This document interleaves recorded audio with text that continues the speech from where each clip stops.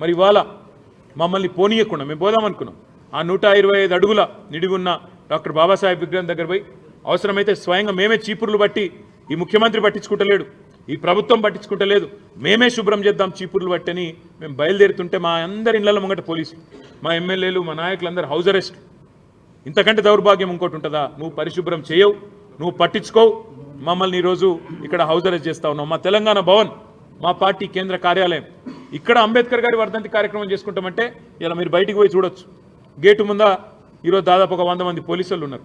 ఇదేనా ఇందిరమ్మ రాజ్యం అంటే? మీరు చెప్పిన ఇందిరమ్మ రాజ్యం ఇదేనా?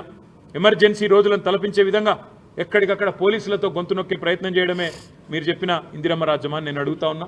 చివరిగా ఈ రాష్ట్ర ప్రభుత్వానికి చెప్పేది ఒకటే, కేసులు ఎన్నైనా పెట్టుకోండి, ఏం చేసుకుంటారో చేసుకోండి, మా నాయకుల మీద మీరేం చేసినా పర్వాలేదు.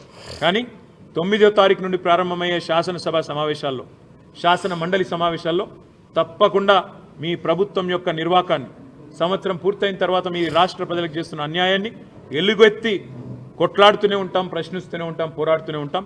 వెనక్కి తగ్గే ముచ్చటనే లేదనే మాట మళ్ళొకసారి తెలియజేస్తూ మీ అందరికీ ధన్యవాదాలు.